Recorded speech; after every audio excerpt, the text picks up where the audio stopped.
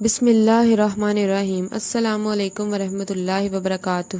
برس یا پھل بیری کے بارے میں تو آپ نے سنا ہی ہوگا۔ برس جلد کی ایک طویل مدتی بیماری ہے جس سے متاثرہ جلد پہ سفید دھبے نمودار ہو جاتے ہیں۔ ان دھبوں کے کناروں اور نارمل جلد میں واضح فرق ہوتا ہے، یہاں تک کہ ان دھبوں والی جلد کے بال بھی سفید ہو سکتے ہیں۔ منہ اور ناک کے اندر کے حصے میں بھی یہ سفید دھبے پائے جا سکتے ہیں۔ عام طور پر جسم کے دونوں اطراف یعنی دایاں اور بایاں حصے متاثر ہوتے ہیں۔ اکثر دھبے جلد کے ان حصوں پر شروع ہوتے ہیں جو سورج کی روشنی میں آتے ہیں۔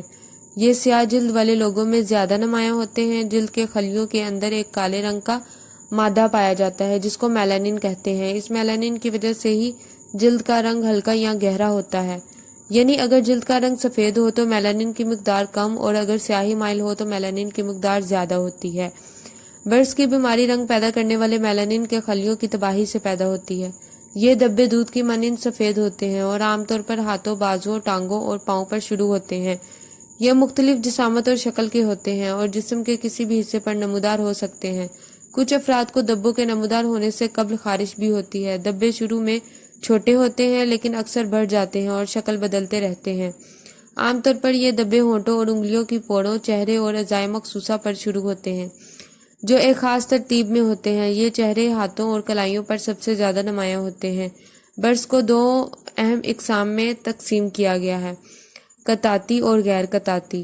زیادہ تر دھبے غیر قطعاتی ہوتے ہیں، یعنی وہ دونوں اطراف کو متاثر کرتے ہیں۔ ان صورتوں میں جلد کا متاثرہ حصہ عام طور پر وقت کے ساتھ پھیلتا ہے۔ اس میں برس کے دھبے ایک ترتیب کے ساتھ یا بغیر ترتیب کے سارے جسم پر پھیلے ہوتے ہیں۔ عام طور پر جسم کا کوئی حصہ بھی ان سے محفوظ نہیں ہوتا، کبھی کبھی تو تمام جسم ہی اس بیماری کی زد میں آ جاتا ہے۔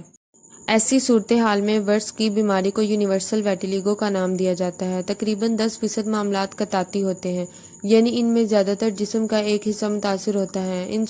ان صورتوں میں جلد کا متاثرہ حصہ عام طور پر وقت کے ساتھ نہیں پھیلتا۔ یہ ایسی قسم ہے جو علاج کروانے سے عموماً بہتر ہو جاتی ہے، لیکن برس کی بیماری کا عام طور پر کوئی خاص مزاج سامنے نہیں آتا۔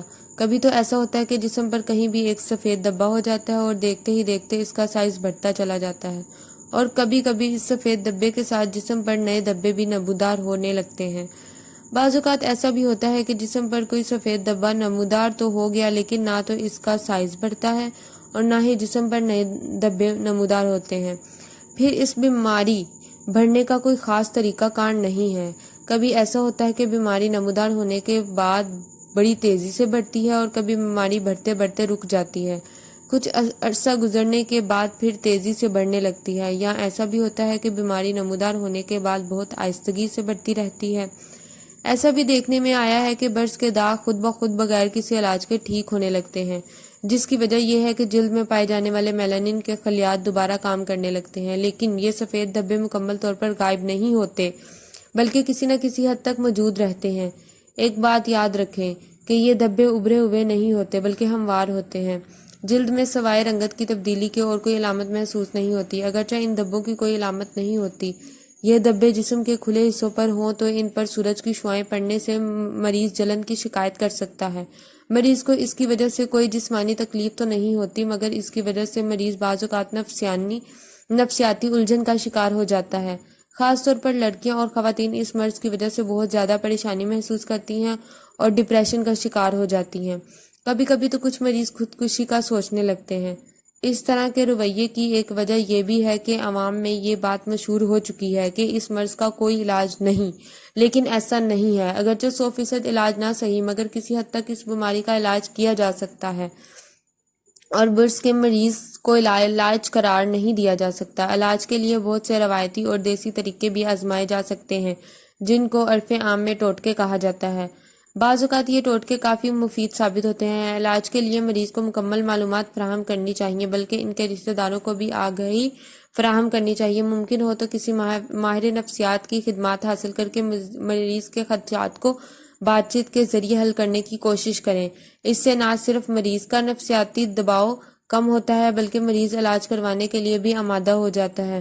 برس کی صحیح وجہ معلوم تو نہیں ہے۔ خیال کیا جاتا ہے کہ اس بیماری کی ایک وجہ کہیں نہ کہیں جینیاتی ہے، یعنی یہ بیماری موروثی ہو سکتی ہے۔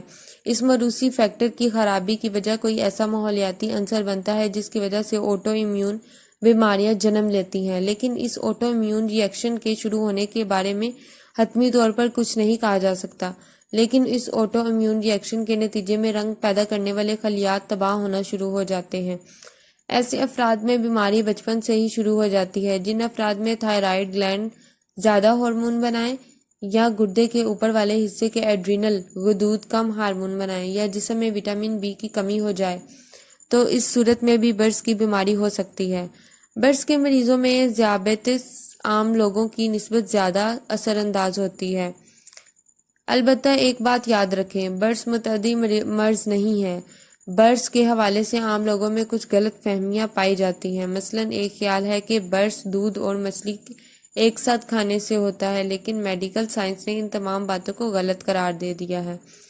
Thank you so much. Video کو دیکھنے کے لیے چینل کو سبسکرائب ضرور کیجیے گا۔ اللہ حافظ۔